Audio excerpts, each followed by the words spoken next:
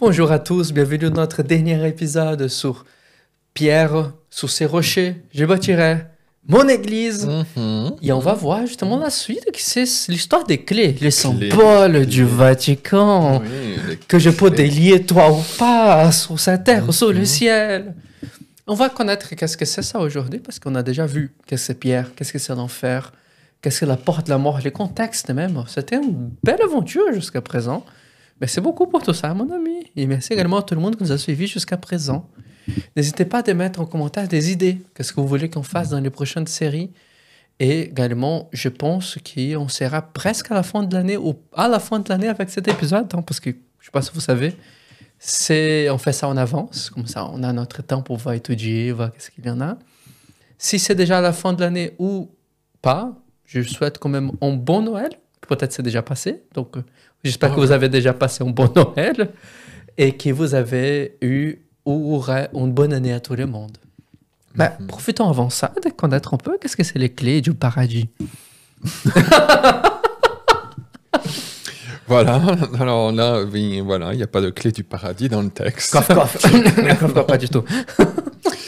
Et avant de parler des clés de Saint-Pierre, on avait vu la fois passée un petit midrash, le midrash de Pierre par rapport à notre passage. Lui-même expliquant qu'est-ce qu'il y a eu des dieux, quoi. Et j'aimerais juste 2 minutes pour vous montrer qu'en réalité, c'est pas le premier qui fait ce midrash-là. Ah. Ce sont les traducteurs de la Septante.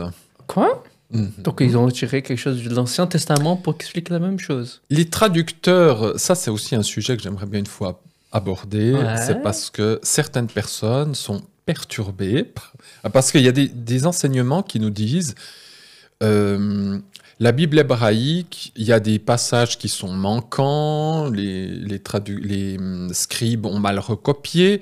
Il faut qu'on aille consulter la Septante, la traduction grecque, qui est beaucoup plus juste que la Bible hébraïque, parce qu'elle a des détails supplémentaires, etc.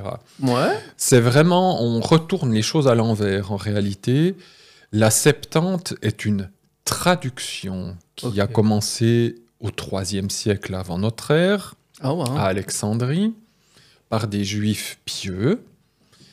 Et il faut faire très attention avec ça. La Septante, ce n'est pas une traduction littérale.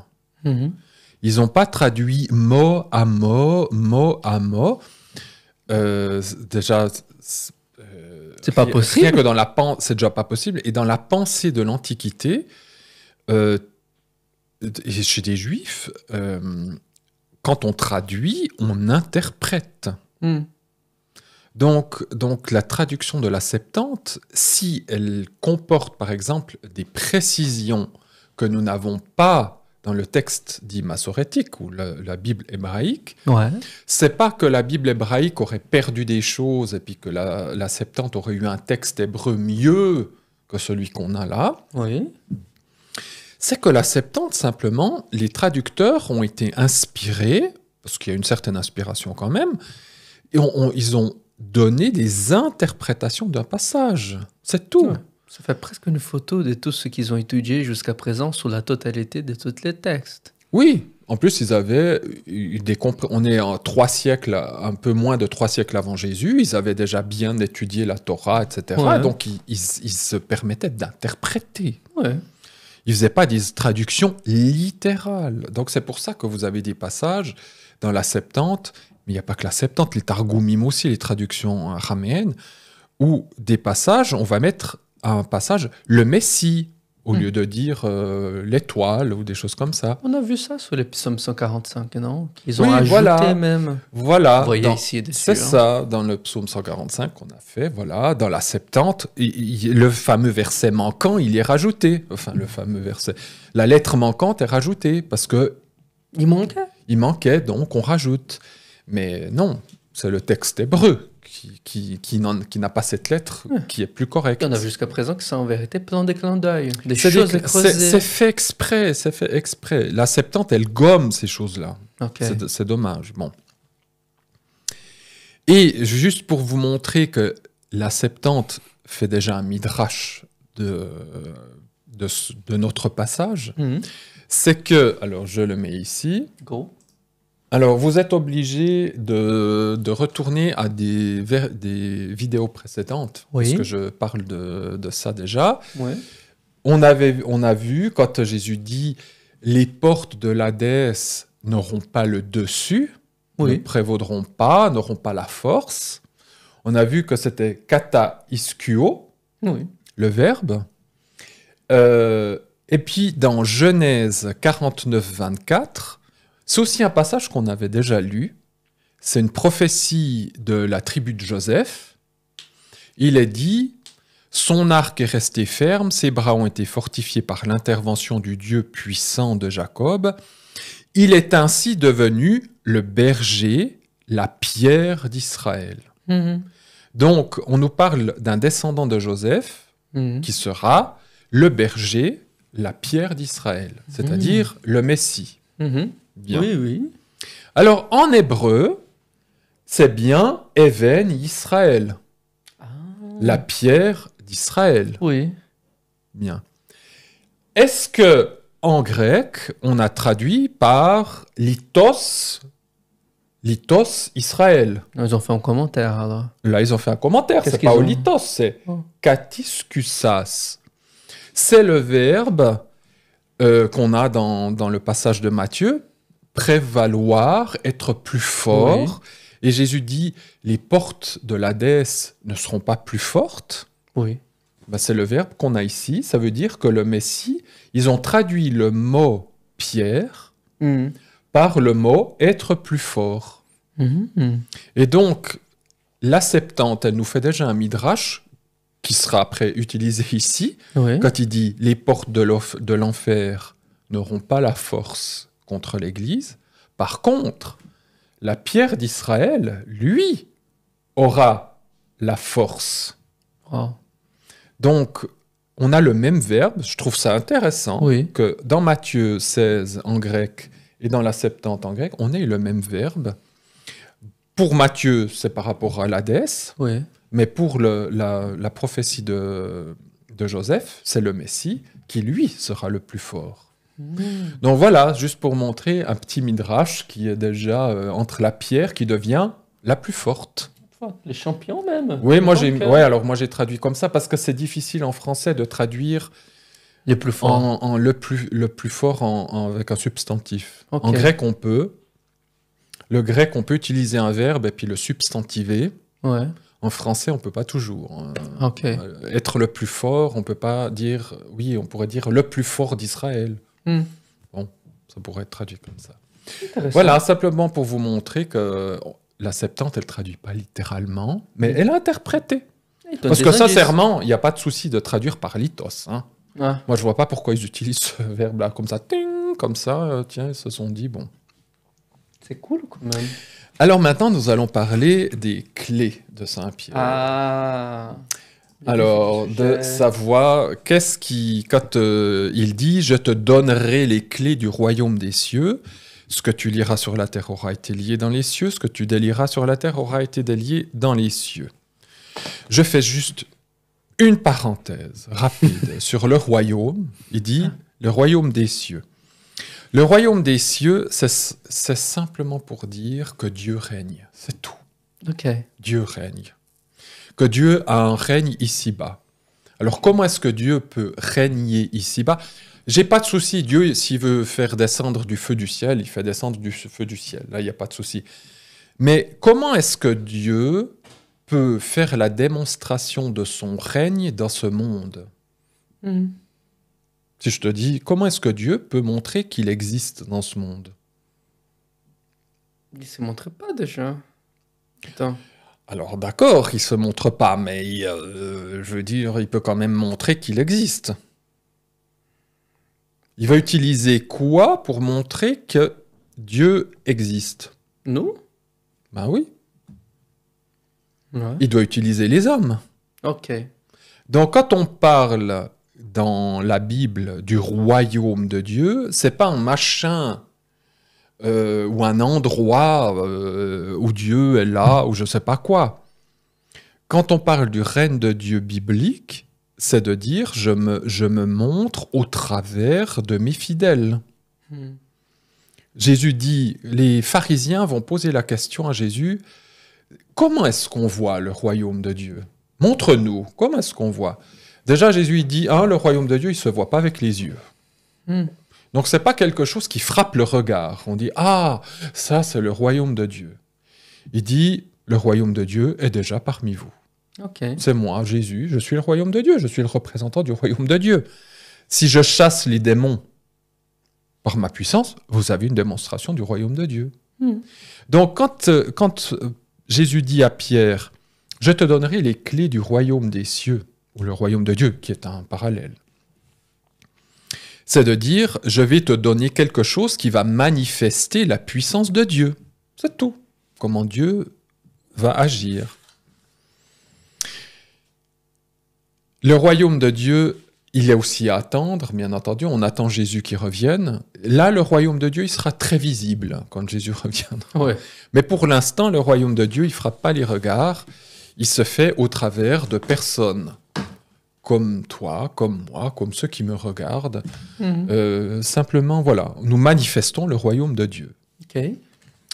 Alors, Jésus va dire à Pierre, dit à Pierre, je te donne les clés, je te donnerai, c'est du futur, je te donnerai les clés du royaume des cieux, ce qui sera lié, nanana, ce qui sera délié, nanana.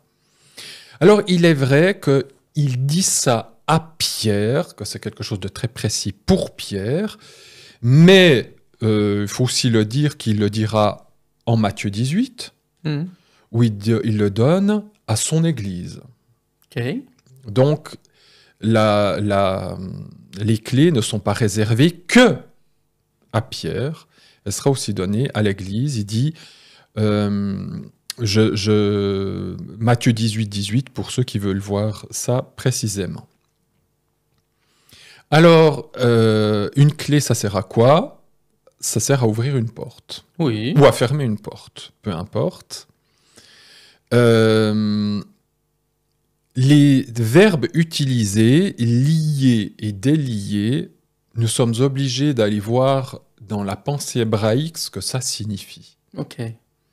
Et dans la pensée hébraïque, lorsqu'on traduit lié et délié, dans le langage rabbinique, c'est assour et moutar. Et voilà, en haut, en bas, assour, voilà, ce qui aura été lié, assour, ou ce qui aura été lié ou ce qui aura été délié, moutar. En hébreu, ça veut simplement dire interdit ou permis. Donc, une chose est liée, elle est interdite. Lié, c'est interdit. Quand je la délie, elle est libre. Elle est libre, donc Ok. elle est permise. C'est simplement, c'est pas plus compliqué que ça. Et en hébreu moderne, assour, moutar, c'est toujours utilisé pour dire ça c'est assour, c'est interdit, c'est lié. On ne peut pas faire. Ah, ça c'est délié, c'est permis, tu peux y aller. Donc ça veut dire que Pierre, comme l'Église, va recevoir une autorité de Dieu pour manifester son royaume, Ok. qui sera de permettre quelque chose ou d'interdire quelque chose. Elle peut inventer. Ouais, attends. En prenant cette connaissance, là, elle va savoir qu'est-ce que ça va faire du bien et du mal. C'est ça que tu dis, là? On verra, c'est plus dans le sens de permettre. Pour Pierre, ça va être très particulier. Il va Ok. permettre quelque chose ou il va interdire quelque chose. Ah, Dans le texte de Matthieu 18, oui. on va prendre là, dans le texte de Matthieu 18, il est dit, si ton frère a péché, tu vas le voir. Ok. Hein? Il ne veut pas t'écouter, tu prends deux personnes. Ils ne veulent toujours pas t'écouter, tu vas le dire à toute l'Église. Et qu'est-ce que vous allez faire avec cette personne?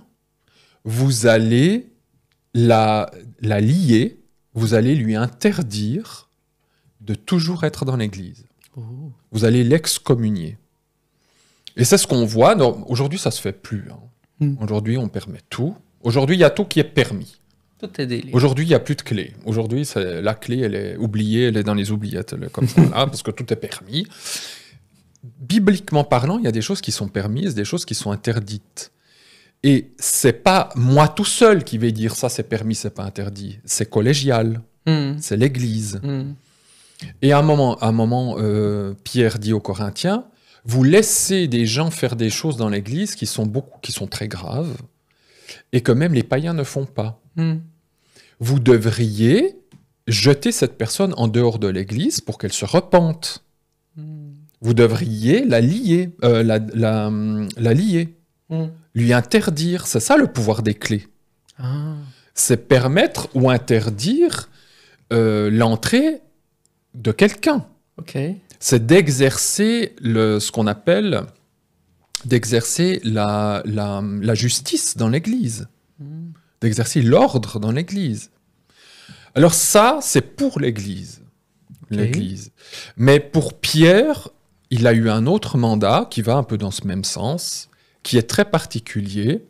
Et ce mandat, c'est d'avoir ouvert la porte aux 3 ethnies qui fondent ce monde dans l'Église. C'est pour ça que c'est vraiment très particulier, parce que c'est historique, ça s'est fait une fois, et que ça ne peut pas être transmis à d'autres personnes. Pour les autres personnes, la clé, c'est d'exercer l'autorité dans la communauté. Et ça se fait toujours collégialement. L'Église qui le fait. Là, c'est Pierre tout seul. Enfin, pas tout seul, mais c'est lui qui avait ce défi. Alors, la première porte qu'il a ouverte, bien entendu, c'est Dieu qui est derrière, parce qu'il dit « sera », et en grec, c'est un temps que nous n'avons plus en français, ou que nous n'avons jamais eu en français. C'est ici des déménon, ça signifie qui a été déjà lié avant même que toi tu le fasses. Que c'est déjà prévu, que c'est déjà fait avant toi. Donc lui, il ne fait que confirmer quelque chose. C'est du futur, parce que c'est pas pour lui, il ne l'a pas encore fait. Mais en même temps, Dieu, lui, il sait que ça sera déjà fait. Donc c'est quelque chose, c'est pas Pierre qui va avoir l'action directe, mais simplement il va obéir à Dieu. C'est aussi pour ça que les temps sont très importants en grec, parce que ça montre beaucoup de choses. La même chose pour être délié, c'est déjà délié. Dieu a déjà fait la chose. Mais quand la personne va accomplir la chose, eh bien, elle va être l'instrument pour le faire. C'est comme si je te dis, David, Dieu me montre que tu vas parler à telle personne ici dans la rue. C'est pas toi qui fais que cette personne, elle va venir à ce moment-là, qu'elle va déjà être préparée spirituellement. Toi, tu as juste à obéir, à aller dans la rue et à parler à cette personne-là. Donc, quand Dieu a décidé que les païens pouvaient entrer dans l'Église, Pierre a simplement, il n'a pas s'est mis lui tout seul dans son coin et a dit ils vont entrer maintenant, et il y a lié. C'est ça, exactement. Il a délié. Il a délié. C'est ce liement qui existait entre les deux mondes. Tout à fait. C'est pas Pierre qui a dit je vais le faire. Parce que j'ai envie ou parce que j'ai pensé dans ma... D'ailleurs, on voit bien que pour les païens, il a fallu un sacré... Dieu lui a montré qu'il pouvait manger... Ça, c'est par rapport aux chrétiens et la Torah. Qu'il pouvait manger toutes les bêtes. Voilà. Et puis il dit, ah non, mais j'ai jamais mangé tout ça. Donc on voit que même Pierre était un petit peu réticent. Puis ensuite, quand le premier païen est rentré dans l'église, il était même lui choqué. Il a dit, oh là là, il faut que j'ouvre la porte. Donc lui-même, il était pris de court quelque part. Il était même... Attends, vas-y. Désolé, je parle avant le moment même. Peut-être, mais ça fait rien. La première porte, c'est à la Pentecôte, en acte 2. C'est lui qui parle en plus quand tout le monde... Mais voilà, c'est ce que j'allais dire. C'est toujours lui qui parle dans tous ces passages-là. À la Pentecôte, ce sont que des juifs qui sont dans la chambre haute. Il n'y a que des juifs. Il n'y a pas de païens. Et puis ensuite, ils sortent. Et qui c'est qui parle? C'est Pierre. Verset 14. Pierre s'étant levé avec les 11, éleva sa voix et leur parla. Pierre s'étant levé avec les 11. Pierre et les 11, on voit qu'il est devant le chef, entre guillemets. Donc, c'est Jésus a dit, aussi, je te donne les clés. C'est ces clés-là. C'est le plus ancien, et il parle. Ensuite, il y a une persécution qui va arriver, et puis des disciples, pas des apôtres, mais d'autres disciples vont partir, dont un certain Philippe. Ils vont aller en Samarie, et les Samaritains, c'est un mélange entre des Hébreux et des païens. C'est des mixtes. Dans l'époque de Babyloniens que c'est arrivé. C'est ça. Ok. Ce sont des mixtes, et on voit que Philippe, avec d'autres, ces Samaritains, ils reçoivent le Saint-Esprit. Enfin, ils ne reçoivent pas le Saint-Esprit. Ils sont touchés, ils les baptisent, et qu'est-ce que ces disciples font? Il faut qu'on appelle Pierre pour qu'il leur impose les mains. Pourquoi appeler Pierre? Ils peuvent très bien... Aujourd'hui, est-ce qu'on va appeler Pierre, Jacques et Jean pour... Non. Non. Le Saint-Esprit vient tout seul. Le Saint-Esprit vient tout seul. Ouais. Alors, Pourquoi? encore aussi, acte 8, verset 14, les apôtres envoient donc Pierre et Jean en Samarie, afin qu'ils reçoivent l'Esprit Saint. Ils n'avaient été baptisés que du nom de Jésus. Afin qu'ils reçoivent l'Esprit Saint. Il est nécessaire que Pierre, avec Jean, mais Pierre descende en Samarie pour qu'ils reçoivent l'Esprit Saint. Donc Pierre, deuxième clé, il ouvre les portes aux Samaritains. Troisième clé, 15 ans plus tard, après la Pentecôte, 15 ans quand même, 15 ans après la Pentecôte, eh bien, on sait que Pierre va voir cette vision en acte 10, qu'il peut sacrifier toutes les bêtes et les manger, et puis plus tard, il va comprendre qu'en fait, les païens peuvent aussi entrer dans l'Église. Et Corneille, il va visiter Corneille, qui est quand même un homme pieux et qui craint Dieu, mais qui n'est pas juif, il n'est pas circoncis. Et là, le Saint-Esprit vient. Et là, alors il n'a même pas imposé les mains, Ouais. parce qu'il est directement là.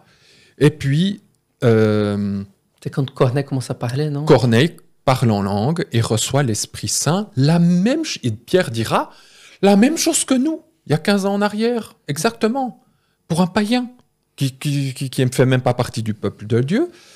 On remarquera quand même que ça se passe en Césarée. Ah. Pas Césarée de Philippe, maritime. mais Césarée maritime. Ok. Donc il y a quand même encore un petit lien entre Césarée et Césarée.